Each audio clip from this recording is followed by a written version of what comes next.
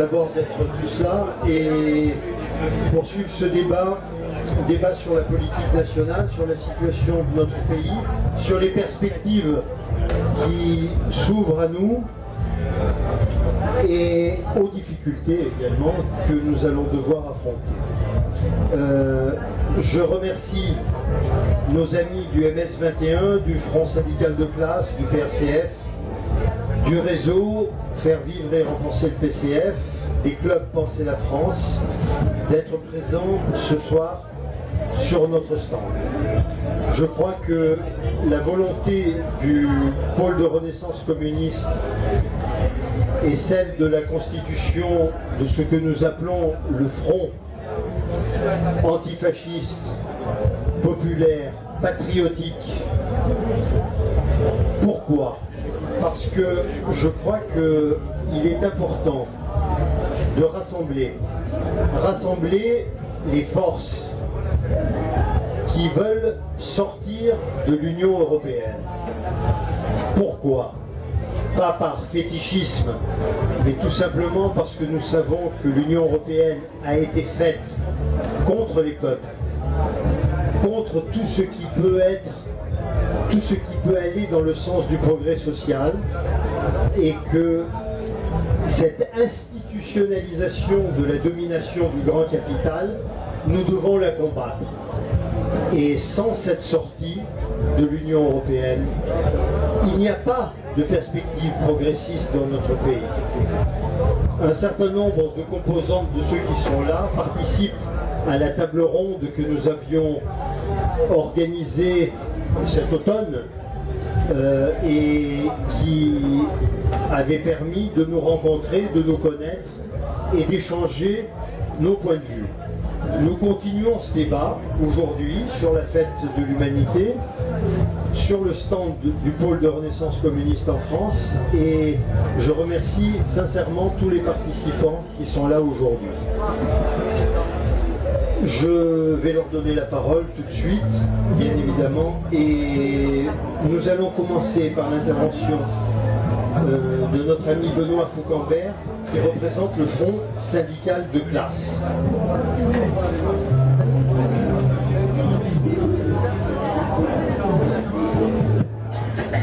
Merci camarade.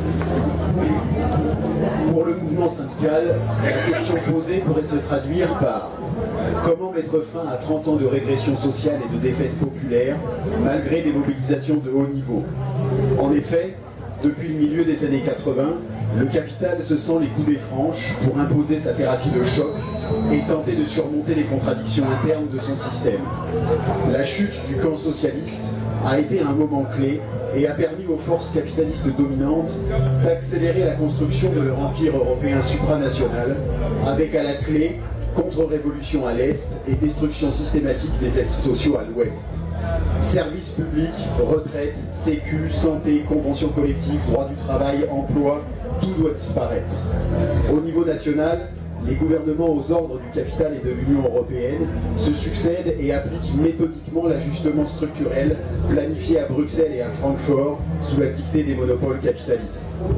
Pour s'en tenir à l'actualité et aux luttes les plus récentes, la loi El Khomri n'est que le copier-coller des injonctions européennes de 2015 et 2016, elles-mêmes déclinées en Italie, en Belgique, en Espagne, etc.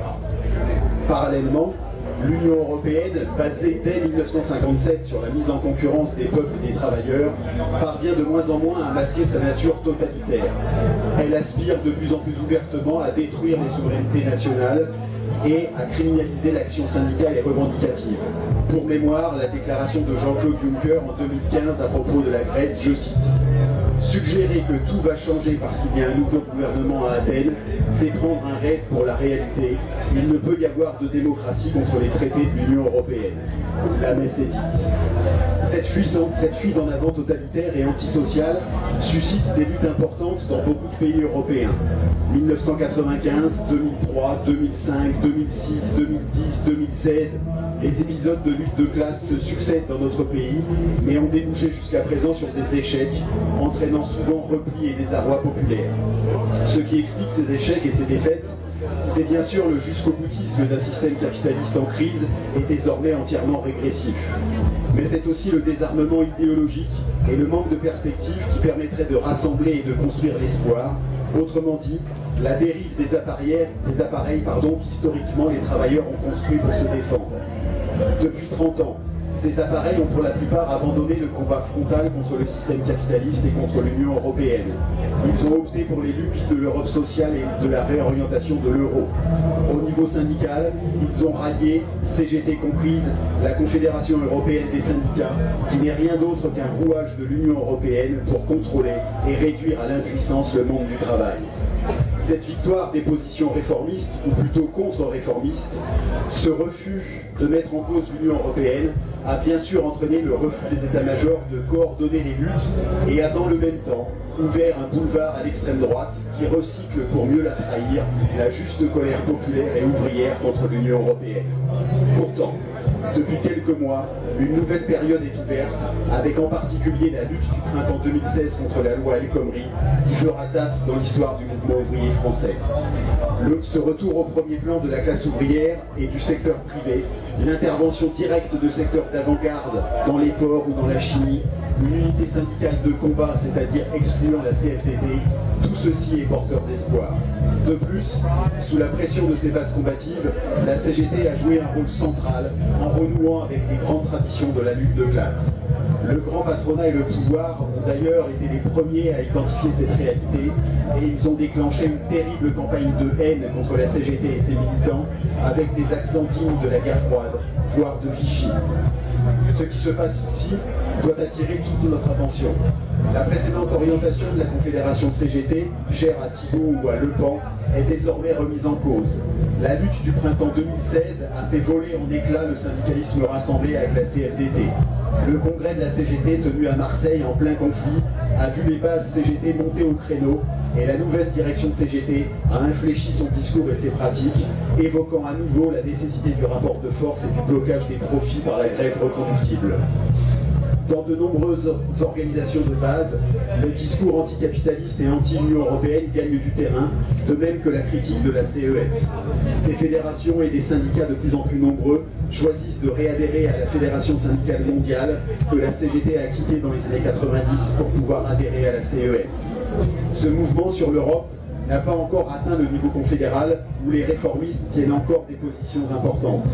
Mais l'évolution est là, décisive pour le mouvement populaire, de poursuivre la lutte pour le retour de la CGT à ses fondamentaux de classe, par la mise en cause de l'Union européenne, de la CES, par la mise en perspective de l'union des mobilisations contre toutes les régressions issues de la matrice euro-atlantique.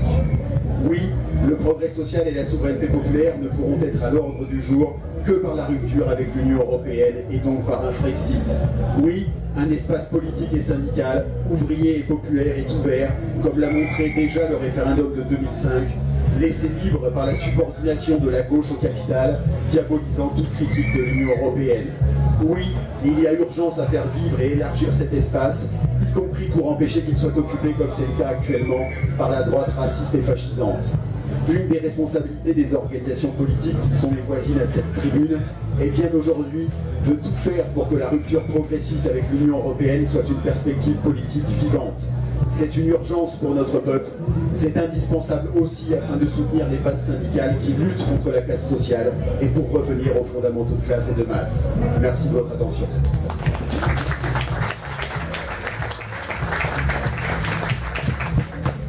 Merci beaucoup Benoît, d'abord pour ton intervention et le fond de ton intervention et pour sa forme, puisque j'ai prié tous nos amis d'intervenir dans un laps de temps relativement court, c'est-à-dire 5 minutes, afin de permettre une discussion ensuite avec nos amis qui sont dans la C'est la France et notre ami Jean-Luc Bugeaud. Bonjour à tous. Tout d'abord, donc, merci au PRCF d'organiser ce rendez-vous politique annuel à la fête de l'humanité auquel nous participons déjà depuis plusieurs années. Merci de cette initiative. Et puis merci encore au PRCF d'avoir manifesté à nos côtés le 18 juin dernier au 48 rue du Four, lieu de la première réunion clandestine du Conseil national de la résistance. Nous sommes en train de vivre actuellement, ces semaines-ci, un moment historique. Cet été 2016, nous avons été les témoins de plusieurs événements internationaux importants. Donc je vais essayer de les lister rapidement, de les organiser pour qu'on comprenne ce qui est en train de se passer au niveau international. Les 15 et 16 juillet, tentative de coup d'État à Ankara pilotée par la CIA. Le 9 août, sommet Poutine-Erdogan à Saint-Pétersbourg. 2 semaines plus tard, le 24 août, les chars turcs entrent en Syrie pour contrer autant l'organisation Daesh que le mouvement kurde YPG piloté par la CIA. En juillet 2016, après plusieurs rencontres discrètes entre délégations russes et délégations israéliennes au Caire, dialogue ouvert entre Poutine et Netanyahou et relance du processus de paix en panne depuis 2 ans. Et nous venons de l'apprendre, une rencontre au sommet entre Abbas, Netanyahou et Poutine est organisée dans les prochaines semaines, non pas à Washington, mais à Moscou. Donc nous le voyons, à travers ces simples faits au Moyen-Orient, nous assistons au recul magistral de la diplomatie américaine, à son effacement. Et comme cela ne suffit pas, le principal allié des États-Unis, l'Arabie Saoudite, fait l'objet d'une attaque diplomatique magistrale. Le 15 juillet 2016, encore cet été, déclassification des 28 pages du rapport sur les attentats du 11 septembre 2001 sur le World Trade Center, le Pentagone. Que révèlent ces pages? L'implication de l'Arabie Saoudite comme de la CIA et du FBI. Et cette actualité concerne également plusieurs autres champs. L'énergie tout d'abord. En mai 2016, nous avons appris la démission du ministre du pétrole de l'Arabie Saoudite tenant de la ligne dure au sein de l'OPEP. Ce mois d'août, la Russie a demandé le gel de la production pétrolière mondiale, sauf pour l'Iran, pour soutenir le prix du baril, et l'Arabie Saoudite a semblé réfléchir positivement à la proposition russe. Nous apprenons que dans quelques jours, fin septembre 2016, se tiendra à Alger une réunion des pays OPEP élargie à la Russie. Il est à parier que la ligne russe va l'emporter. Donc ce sera une bonne nouvelle pour nos amis de Caracas. Actualité religieuse ensuite. Et là j'aborde également des informations qui ne sont pas diffusées par les médias français, pas encore. Le 25 et 27 août 2016, il y a quelques jours, les plus hautes autorités sunnites du monde musulman se sont réunies à Grozny, en Tchétchénie, donc avec l'aval de Moscou.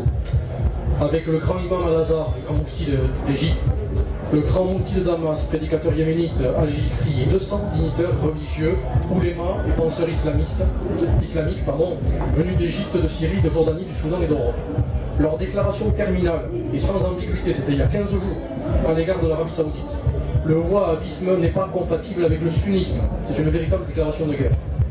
Sur ce même terrain, le 20 août 2016, c'est-à-dire quelques jours avant ce sommet à Grozny, intervention très importante du roi du Maroc, Mohamed VI, commandeur des croyants, durant laquelle il opère un recadrage théologico-politique condamnant les actes de terrorisme en faisant allusion directe au discours djihadiste qu'il ridiculise.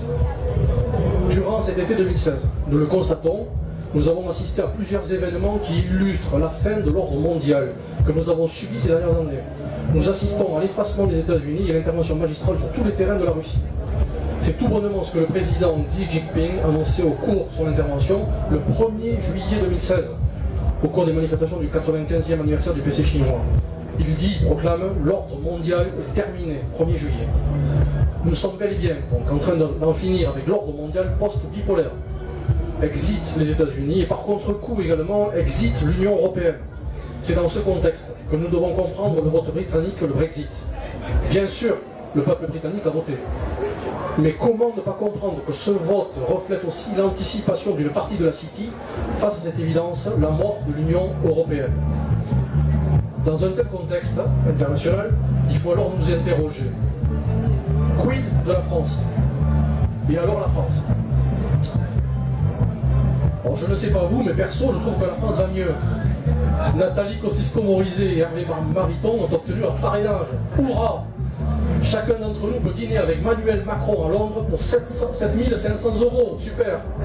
Il fait beau, il fait chaud sur la France, proclame presque tous les jours Evelyne Delia sur TF1, et Bercy annonce une baisse magistrale des impôts. Quoi demander de plus? Donc vous l'avez compris en un mot, la France est aux abonnés absents. Et les Français dans un état de sidération qui n'en finit pas, on les comprend. Mais que reste-t-il de la France? Tous les gouvernements de gauche comme de droite appliquent une même politique libérale ordonnée par Bruxelles. Nos dirigeants politiques ne décident plus rien, sauf un état d'urgence permanent.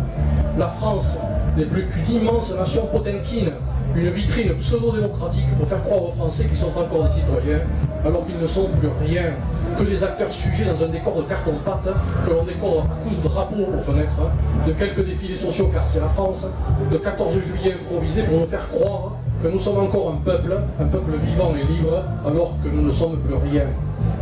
Les Français ne décident plus rien pour eux, et quand ils votent contre une politique, ils se font sermonner comme un peuple d'enfants et se voient imposer une politique qu'ils viennent précisément de condamner. De toute façon, la France a perdu tous les outils de sa propre liberté, de sa propre souveraineté définie depuis la Renaissance par Jean Baudin et qui comporte 4 attributs: battre monnaie, faire les lois, rendre la justice, décider de la guerre et de la paix. Oui, la France est assujettie, simple petite nation, aux ordres de l'OTAN et de Bruxelles. Voilà ce qui fonde, à notre avis, profondément le malaise des Français. Nous ne décidons plus pour nous-mêmes, nous ne sommes plus un peuple libre. Dans un tel contexte, vous le comprenez, les élections de 2017 présidentielles ne servent strictement à rien. Dans un tel contexte, le seul chemin à ouvrir est celui de la reprise en main du pouvoir par le peuple. Pour la France et pour les Français, il faut créer d'urgence les conditions d'un grand mouvement social, seule condition susceptible de déboucher sur un grand mouvement politique de réaffirmation du peuple, du pouvoir du peuple. C'est là tout l'objet de notre combat au sein du nouveau Conseil national de la résistance, nouveau CNR, allié indépendance nationale et programme progressiste de solidarité nationale à l'identique du programme du Conseil national de la résistance. Voilà notre programme, voilà notre combat. Alors, cher Georges, cher Antoine, vous nous interrogez des luttes sociales au Frexit progressiste, nous répondons oui et encore oui. Oui à l'indépendance de la France pour décider nous-mêmes du destin de notre nation, oui au Frexit, oui à un immense mouvement social, condition sine qua non de la réussite de ce projet de libération nationale, et plus encore, oui à un immense mouvement social, car c'est la condition de notre véritable succès historique. La République sera sociale ou ne sera pas. Merci.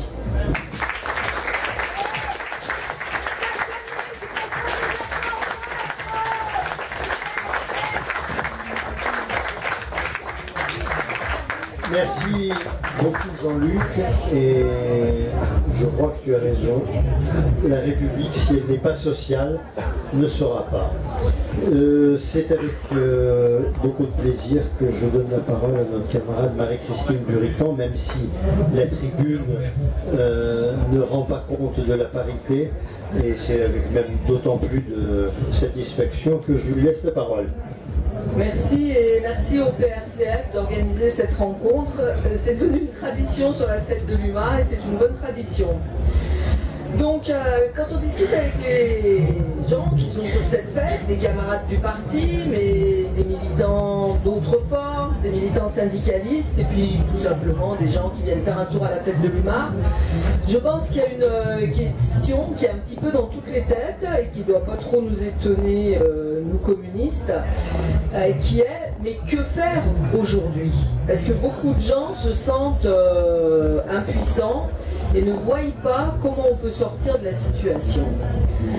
Et pour nous, membres du Parti communiste français, et en même temps opposants à la ligne réformiste de la direction, opposants à la soumission au PGE et à l'adhésion du PCF au PGE, opposant à l'intégration européenne et combattant complètement cette idée d'une transformation possible de l'UE et d'une Europe sociale, dans une situation politique qui est effectivement très inquiétante et qui peut sembler complètement embouchée, nous trouvons qu'il y a au moins 2 motifs de confiance en l'avenir et qui justifient qu'on travaille, et qu'on travaille le plus souvent possible ensemble. C'est d'abord évidemment le mouvement, mes prédécesseurs en ont parlé, le mouvement social du printemps contre la loi El Khomri. Alors c'est bien les machines, mais vous voyez, hein, quand on appuie, c'est jamais comme on veut. Donc le mouvement social contre la loi El Khomri qui n'est effectivement que la déclinaison française des directives européennes. Et ça, je pense que ça mérite qu'on le rappelle plus et plus souvent dans les manifestations que cela n'est fait. Et c'est facile d'avoir des tracts et de les distribuer dans les manifestations pour expliquer cette question. Disant ceci, c'est la déclinaison des mesures européennes, des directives européennes. Je n'exonère pas pour autant Hollande. Parce que je pense que ce qui se passe, et que le mouvement social qui s'est développé en France et qui s'adressait très directement au gouvernement français et au président de la République, montre bien ces dur avec la musique, montre bien que nous avons raison de dire que c'est dans le cadre national que la lutte des classes peut se mener de manière la plus intéressante et la plus efficace, et que c'est bien dans le cadre national qu'on peut faire reculer le capital jusqu'à bousculer l'Union européenne. Parce que c'est clair que si en France on parvenait et on parvient, parce que la bataille continue, à battre la loi El Khomri, on bat un gouvernement, on bat le patronat, mais on bat aussi l'Union européenne. Hein. Je pense qu'il faut bien l'avoir en tête. Et je crois aussi que ce mouvement a témoigné, dans une situation très difficile, des forces de résistance, de combat aussi, de bataille pour l'avenir qui peuvent exister dans le pays. Et puis quand même, beaucoup de camarades se sont dit ça nous fait quand même plaisir, et heureusement qu'il y a la CGT, quand même d'un positionnement de la CGT et de son secrétaire général, qui même s'il y a une bataille, je pense qu'il y a une bataille interne dans la CGT sur ces questions, j'ai pas d'illusion, mais d'un positionnement qui était tout à fait intéressant, positif et neuf, et qui ouvre des perspectives. Et alors moi je vous dis, je suis au Conseil national du PCF, et ça m'a fait rire, parce que j'ai bien senti, quand il y avait le développement de ce mouvement et les positions de Martinez, hein, et je ne me mêle pas de ce qui se passe dans la CGT, mais les positions de Martinez, que nos dirigeants du parti étaient emmerdés. Ah bon? Ah oui, oui. Parce que est-ce que ce mouvement n'allait pas aller trop loin? Est-ce qu'on n'était pas des fois pas assez dans la négociation? Vous voyez, des questions comme ça qui sont venues. Et puis il faut quand même faire attention, est-ce qu'il n'était pas trop minoritaire, etc. On avait tout le temps ces ambiguïtés qui venaient, surtout au sein du Conseil national, hein, plus qu'en bas.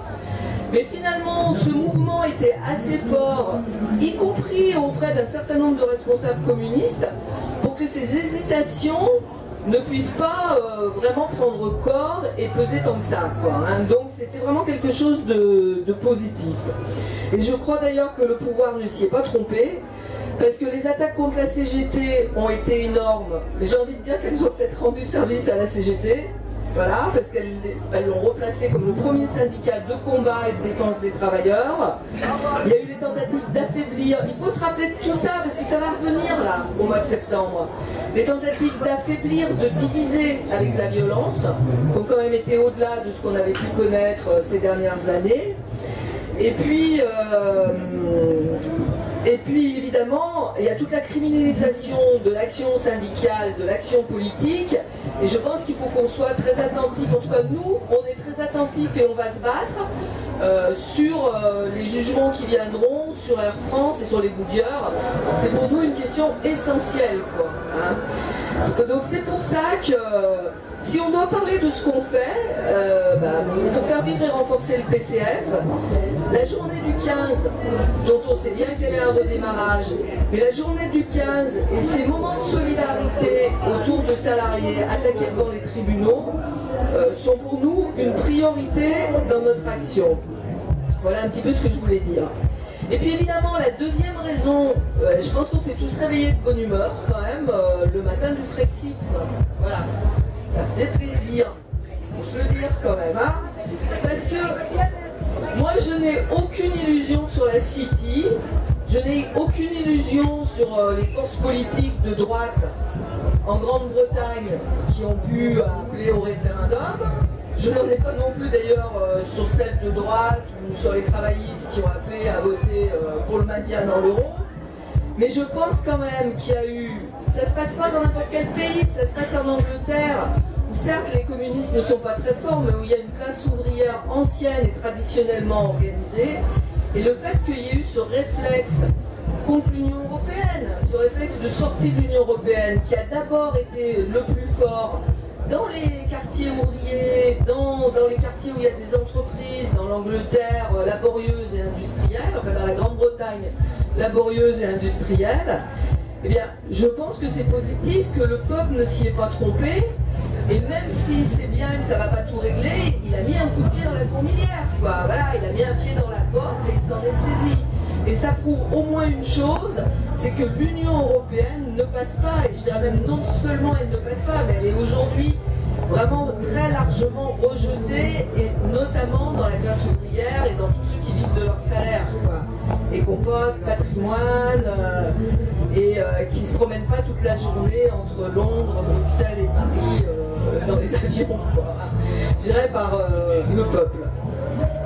Je pense, et vous avez vu, ils ont mené une bataille énorme tout de suite, les commentaires, le mépris pour le peuple, le déni du vote, on allait faire revoter les Anglais, puis ça allait être la catastrophe annoncée en Angleterre.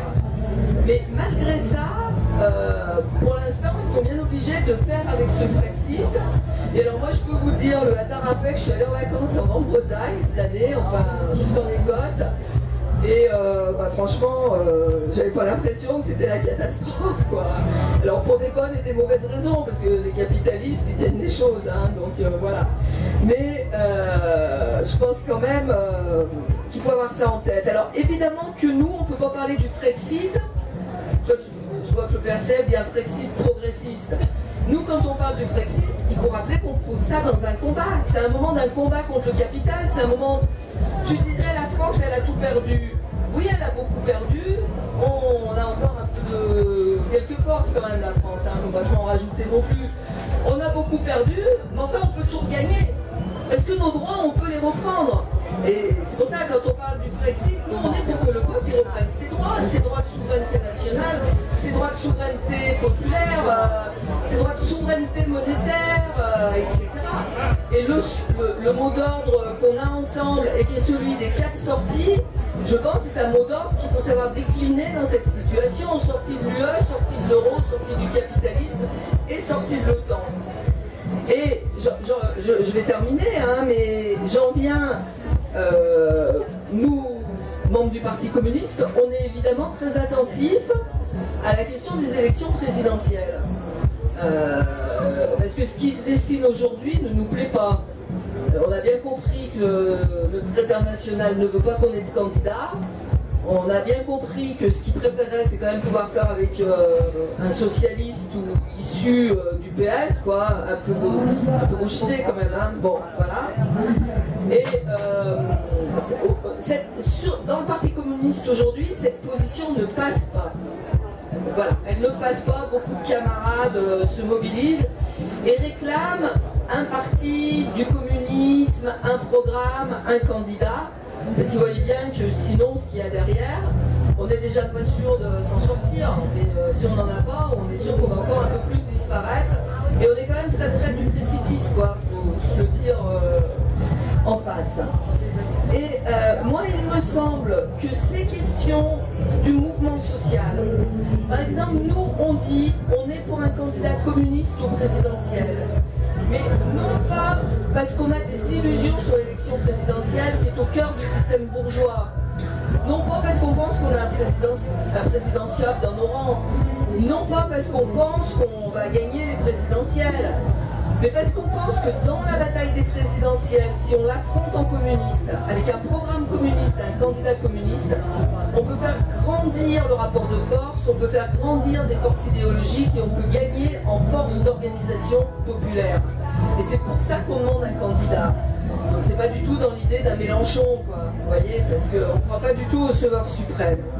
Mais en tout cas, il nous semble que dans les mois qui viennent et dans cette bataille, la question de l'Union européenne et de la sortie de l'UE, la question du mouvement social et de l'abolition de la loi El Khomri, et la question internationale, et notamment au travers du terrorisme, qui est un nouveau fascisme, et qui pose toutes les questions de la place de la France dans l'OTAN, de la place de la France dans des guerres pour déstabiliser des régimes, dans des nations qui étaient souveraines, et y compris la place de la France dans les liens avec l'Arabie Saoudite, eh bien, il nous pense que tout ça doit être au cœur de ce que nous dirons dans les mois qui viennent, de manière à la fois à ouvrir les perspectives, à faire grandir le mouvement social, à faire grandir en organisation et à ne pas se retrouver au printemps 2017 dans une situation qui sera encore pire que celle-là, parce que c'est quand même ce que prépare le capital, quoi. Si le peuple n'est pas plus fort,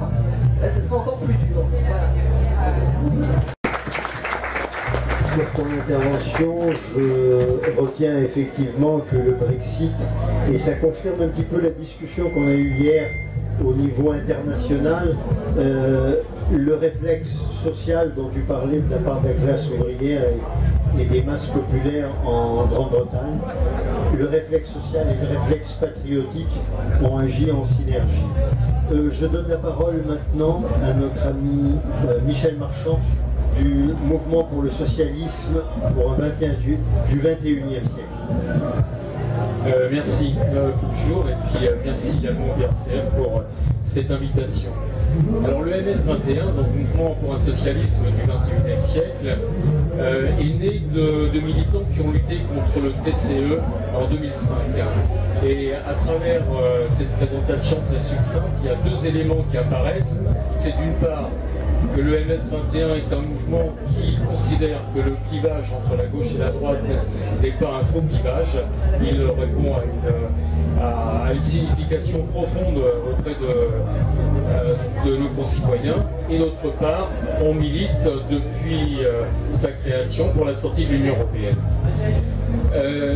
En 2015, on a la situation en Grèce qui révèle quelque chose de très profond, qui est la nature de l'Union européenne, et qu'on pourrait résumer ainsi: entre l'Union européenne et la démocratie, il faut choisir. 2016, comme on l'a évoqué tout à l'heure, c'est un coup d'arrêt dans la construction européenne par le vote des Britanniques, et pour lequel il serait bien réducteur de voir, comme on l'a dit dans les médias, populisme, nationalisme, sentiment anti-émigré, etc. Je pense qu'il y a là une prise de conscience nouvelle et qui est tout à fait positive. Et à travers ces trois dates, je pense qu'il y a un élément qui mérite d'être retenu, c'est que, quelle que soit la nature et le vote populaire 2005, 2015 ou 2016, on voit que l'Union européenne ne change absolument pas. Le système économique, la concurrence, la liberté des capitaux de circuler est quelque chose qui est absolument non négociable. Et c'est en ce sens-là que la question de la sortie de l'Union européenne doit se poser avec d'autres éléments importants. Et comme l'avait rappelé notre camarade syndicaliste, lorsque Juncker a dit les choix démocratiques ne peuvent pas modifier les traités européens, effectivement la messe est dite, l'Union européenne n'a pas vocation à changer par rapport au vote populaire. Donc si la question du Frexit doit se poser, cette question-là doit peser véritablement au niveau français pendant les élections de 2017.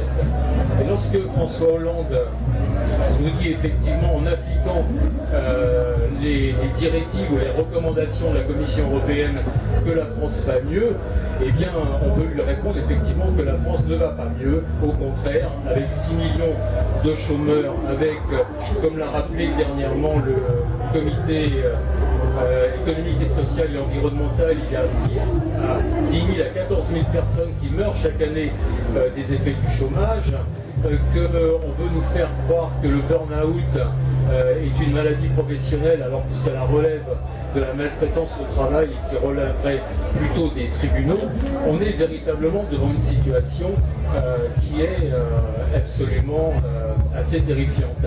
Sans compter que sur le plan de la démocratie, lorsque l'on voit l'augmentation de l'abstention aux élections et le vote au niveau du Front National, on a un véritable problème au niveau de notre société. Alors, pourquoi un Frexit? Eh bien, pour nous, au niveau du MS21, il y a différentes raisons qui expliquent la nécessité de poser la question du Frexit. Il y a d'abord la question de la démocratie que j'ai évoquée, et je ne peux pas m'empêcher de rappeler une anecdote de Yanis Varoufakis, qui faisait une conférence à New York, et au cours de cette conférence, dans le débat public, une personne lui a posé la question en disant: mais est-ce qu'il y a véritablement un déficit démocratique dans l'Union européenne? Et il a eu cette réponse laconique en disant: eh bien, sur la Lune, il n'y a pas de déficit en oxygène, il n'y a pas d'oxygène tout simplement. Donc la question de la démocratie, effectivement, est un problème extrêmement central. Et à ce titre-là, la souveraineté nationale ne doit pas être abandonnée, comment dire, à l'extrême droite. C'est une question qui concerne la société entière, et notamment les forces progressistes. Sans rentrer dans le détail, il y a une autre exigence qui est sur du long terme, c'est la question de l'écologie. Et lorsque l'on voit que le gouvernement s'est gaussé de considérer que l'accord de la COP21 était un grand succès de la diplomatie française, on peut regarder que lorsque les États-Unis signent, ratifient un tel accord international, c'est une des rares fois où ils le ratifient, ça veut dire qu'il n'y a aucune obligation et que sur cette question-là, le business continue de la même manière, c'est-à-dire sur les fondamentaux de l'Union européenne, la croissance, le productivisme et le libre-échange. Troisième élément, à notre sens, qui est important, c'est d'analyser le mécanisme de désindustrialisation qui s'opère en France, pour lequel il y a, sur les 10 dernières années, à peu près 1 million d'emplois industriels qui ont disparu, sachant que chaque emploi industriel génère à peu près entre 3 et 12 emplois dans les services. Donc vous voyez un petit peu le dégât que ça peut représenter, et on a l'impression que sur les secteurs stratégiques industriels, on a une sorte de vente par appartement auprès de grandes puissances financières, essentiellement dominées par la puissance américaine. Le dernier point, c'est la question de la paix et de la guerre. On voit que jamais, depuis sur ce quinquennat, on a un président qui a engagé autant de forces armées extérieures, et on a un président qui n'a jamais été autant pro-américain et également que pro-israélien, même au-delà de ce que pouvait être Nicolas Sarkozy. Ce qui pose véritablement un problème sur l'indépendance de la France, et il suffit de rappeler que la politique de l'Union européenne est basée sur la question de l'OTAN, qui est sous complète tutelle des États-Unis. Alors on voit bien qu'autour de toutes ces questions, la question du Frexit doit peser sur les élections de 2017. Et sans tourner autour du pot, nous considérons que la question des primaires à gauche est véritablement un simulacre de démocratie, et nous regrettons effectivement que le PCF rentre dans cette logique.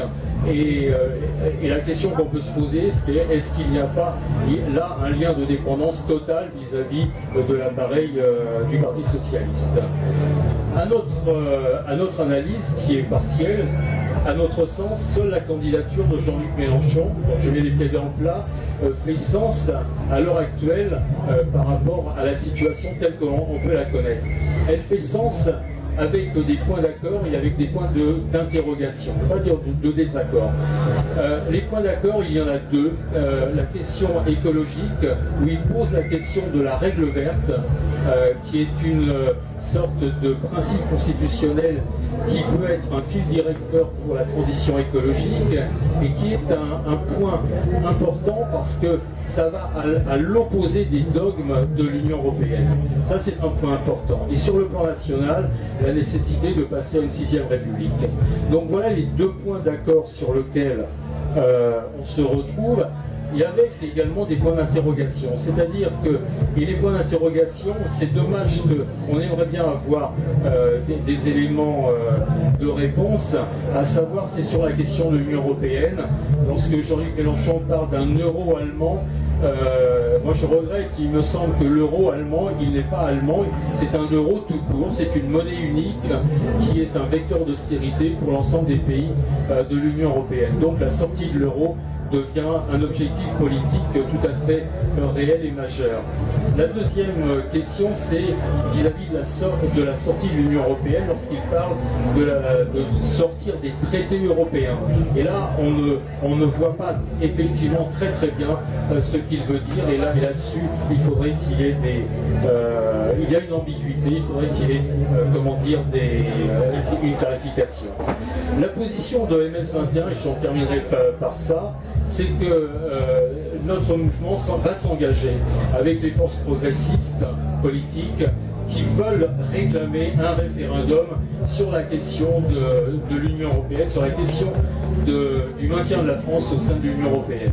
Et en termes de corollaire, je pense que par rapport à la situation qui a été décrite par nos précédents camarades, on est en présence d'une disqualification absolument totale du Parti socialiste et il faut le prendre comme tel.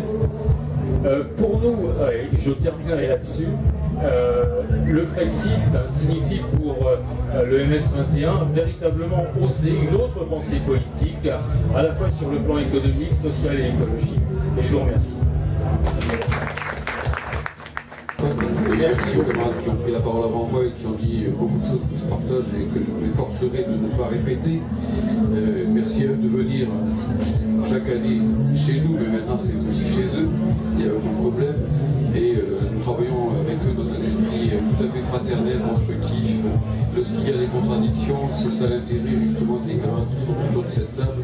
Elles se règlent justement par la discussion, par le débat, et je dirais même amicalement.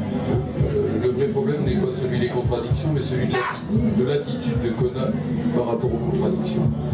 La première des choses que je voudrais dire, mais c'est très bref, c'est que effectivement la situation française est tout à fait explosive, implosive si vous préférez. Jean-Luc a décrit tout à l'heure l'affaiblissement mondial, non pas de l'impérialisme français qui reste redoutablement dangereux, mais de la nation en tant que telle, et sa vassalisation de plus en plus prononcée. Je n'y reviendrai pas, et cela n'excusant bien les dirigeants français qui sont complices, j'allais dire collaborateurs de cette situation absolument humiliante d'un point de vue national. Par ailleurs, on a aussi montré tout à l'heure combien la politique absolument réactionnaire du Parti socialiste depuis ces 5 années a conduit le pays aux portes de l'implosion si on ne prend pas garde et si il n'y a pas ce que nous appelons nous une contre-offensive progressiste. Vous avez bien vu les débats totalement pourris, venimeux de l'été. Tout est fait pour mettre aux prises deux blocs également réactionnaires, avec d'un côté effectivement des islamistes radicaux que finalement on met en avant sans cesse, qu'on valorise d'une certaine façon, et qui sont d'ailleurs le produit direct des ingérences impérialistes en Syrie, en Libye et ailleurs. Et de notre côté, ils ne sont pas plus sympathiques finalement, les nationalistes chauvins, xénophobes, racistes, etc. Et parmi eux, je ne sais plus pour finir qui est le plus réactionnaire, qui est le plus à droite, des lepénistes et des entre guillemets républicains, puisque le vocabulaire politique est aujourd'hui tellement piégé que les républicains désignent des anti-républicains, que les socialistes désignent des antisocialistes. Je pourrais continuer, Marie-Christine voit ce que je veux dire aussi, mais ça ne désigne pas naturellement tous les éléments, tous les militants du Parti communiste français, dont nous sommes d'ailleurs ici tous issus. Miojde faisait rire la population qui était en face de lui à un certain moment dans lequel il était alors secrétaire fédéral du PCF, dont il disait « Ne dites pas à mes parents que je suis au PCF, ils croient que je suis toujours communiste ». Mais nous savons qu'il ne faut pas, bien sûr, confondre en rien l'appareil, la direction de ce parti avec les militants de base qui sont nos frères. Alors, je viens bien sûr à la question centrale, que faire? On ne va pas se lamenter sur tout ce qui ne va pas, sur tout ce qui est noir, sur la période contre-révolutionnaire et ainsi de suite. Il faut faire ce qui dépend de nous pour changer les choses. Il faut s'appuyer sur le grand mouvement social qu'a décrit tout à l'heure Benoît, avec ses forces et ses faiblesses. Il faut faire avancer dans ce mouvement social et surtout dès la manifestation du 15 septembre, l'idée que la loi El Khomri au fond n'existe pas, appelons-la la loi Berger, puisqu'en réalité elle a été largement inspirée par la CFDT et par la CES à travers elle, et appelons-la aussi la directive européenne sur le travail de Pierre Moscovici, puisque c'est lui l'auteur réel de cette circulaire. Faisons monter dans les manifestations l'idée qu'il ne suffit pas de s'en prendre à ce prête-nom qui est au fond, et c'est sa faute, c'est pas la mienne, Madame El Khomri, comme Najat Vallaud-Belkacem, elle donne aussi son nom, hélas, à une contre-réforme qui est typiquement d'inspiration anglo-saxonne et de la même mot, en quelque sorte. Il faut également, bien sûr, Et là-dessus, nous sommes en phase avec mes camarades de Faire Vivre et Développer le PCF. Il faut faire monter l'action commune des communistes contre l'euro, l'Union européenne, l'OTAN, et bien entendu contre le capitalisme, pour le socialisme, pour l'appeler par son nom. Ce que nous appelions tout à l'heure les 4 sorties. Et nous ajoutons une dizaine d'entrées à ces 4 sorties, parce qu'il ne s'agit pas de sortir pour sortir, il s'agit de sortir évidemment pour faire un certain nombre de choses, en particulier pour nationaliser les secteurs clés de l'économie, industriels et commerciaux, et aussi bancaires bien entendu, pour développer largement la démocratie, pour faire en sorte qu'effectivement soit réactualisé le programme qui n'a pas été appliqué en fait du Conseil national de la résistance, dont le point clé était de mettre le monde du travail au centre de la vie nationale, c'est-à-dire d'unir ce que nous résumons dans une expression imagée qu'il faut comprendre comme une image, d'unir les 2 drapeaux, le drapeau tricolore, celui de la nation, et le drapeau rouge de la classe ouvrière et, si vous préférez, du monde du travail d'une façon plus générale. C'est pour ça aussi que nous parlons du front de résistance antifasciste, patriotique, populaire et écologique. Il ne faut pas oublier le E, bien entendu, dont le frappe avec un point d'exclamation de préférence, puisque ce frappe doit être tourné contre l'oligarchie capitaliste. Il ne s'agit pas d'unir pour unir, c'est pas l'union nationale ou l'union sacrée, c'est l'union du peuple de France autour du monde du travail, autour de la classe laborieuse, contre l'oligarchie capitaliste. Bien évidemment, nous en sommes à une petite échelle pour l'instant, une première incarnation, mais au moins nous témoignons de la possibilité de cette construction. Tout cela dans une perspective qui doit être une perspective d'action. C'est pour cela qu'avec nos camarades de la Fédération du Pas-de-Calais, par exemple, et du PCF, qui se prononcent depuis quelque temps pour la sortie donc, de l'Union européenne de l'euro, eh bien nous proposons qu'il y ait au moins au niveau régional, pour commencer, une manifestation en lien avec les luttes sociales, en lien avec les revendications, l'emploi, les salaires, les services publics, la protection sociale, le logement social, etc., pour justement la sortie de l'euro, de l'Union européenne et de l'OTAN. D'ailleurs, les 2 choses vont de pair, et l'intervention de Jean-Luc tout à l'heure à propos de l'OTAN l'a bien montré. Maintenant, l'OTAN et l'UE sont au fond un mécanisme unique, et ceux qui nous disent qu'on peut sortir de l'OTAN sans sortir de l'UE, ici, se prennent un petit peu les pieds dans le tapis quelque part. Donc il faut travailler sur ces contradictions pour faire avancer les choses. Alors après, bien entendu, il y a la question de savoir comment on élargit maintenant cet espace. C'est urgent, puisqu'effectivement les élections présidentielles risquent très fort de déboucher sur un second tour de cauchemar, en quelque sorte, entre les réactionnaires des 2 tendances, les pseudo-républicains et les pseudo-patriotes du FN. Et bien entendu, si c'était François Hollande qui, on ne sait trop comment d'ailleurs, arriverait au second tour, ça ne serait guère plus satisfaisant, et même pas plus satisfaisant du tout, étant donné que c'est sa politique qui a conduit à cette situation dramatique, et qu'on ne va pas nous faire éternellement le coup du rempart antifasciste avec des gens dont on a vu à Nice ou à Lille qu'en fait de rempart antifasciste, ils ont mis au pouvoir des Estrosi qui, vous avez vu toutes ces déclarations bordurant, pour ne pas dire plus, la xénophobie et le racisme, qui sont pas meilleurs que ceux qu'ils ont en face, effectivement. Alors nous, notre souci par rapport à cette période, c'est d'abord que nous ne perdions pas de vue que, même à travers la période des présidentielles, le mouvement social, la lutte des classes reste première. Et que même les présidentielles ne doivent pas justement jouer le rôle habituel, c'est-à-dire celui d'éponge en quelque sorte aux luttes sociales. Nous devons absolument tenir le cap. Les luttes ne s'arrêtent pas pendant les élections, et même c'est elles qui doivent donner le tempo et le là. Et ce n'est pas impossible, puisque l'an dernier, nous avons vu ce mouvement extrêmement intéressant dans lequel la classe ouvrière a joué un rôle central, et qui a tenu pendant des mois et des mois, qui ne démord pas, même maintenant, apparemment, alors qu'une défaite législative a eu lieu, et que les salariés, justement, ne se tiennent pas battus. Donc c'est très important et ça doit continuer.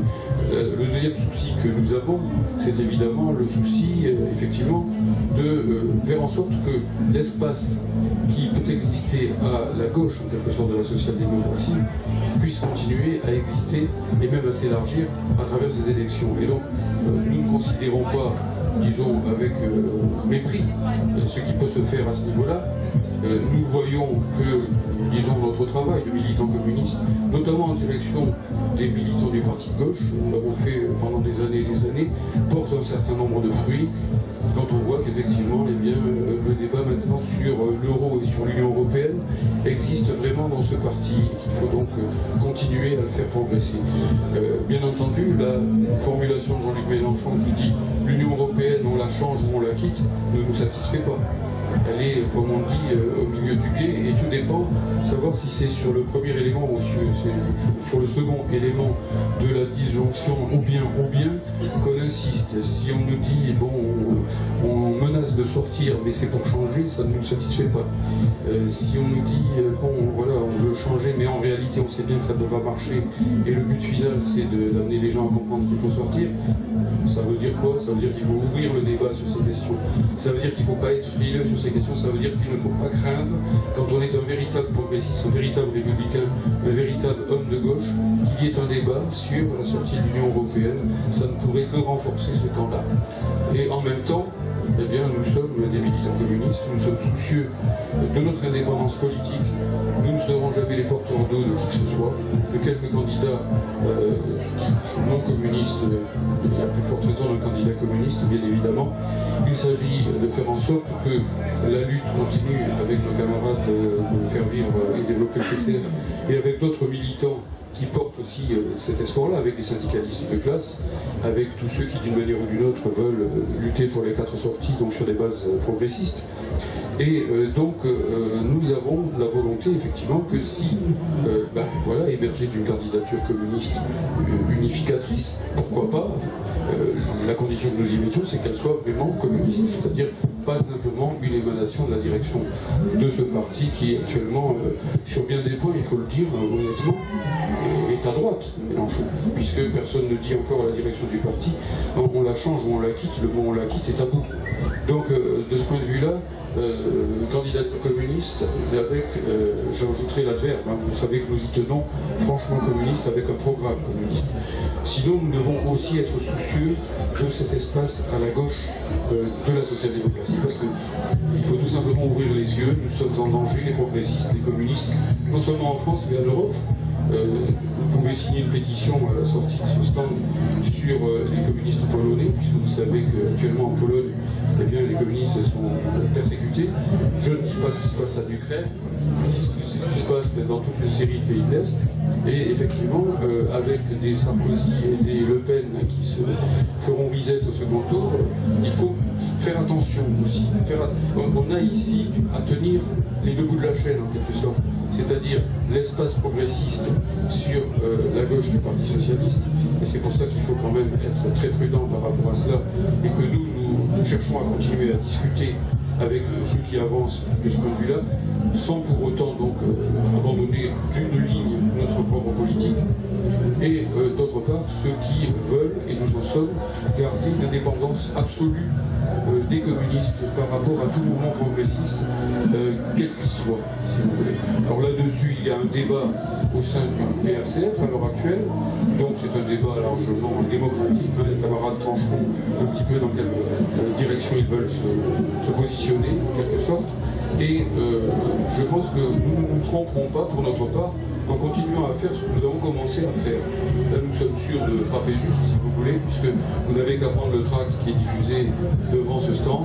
Vous avez dans l'éditorial, évidemment, notre appréciation sur la situation du moment, et dans les 2 pages internes, nous avons un résumé de notre programme.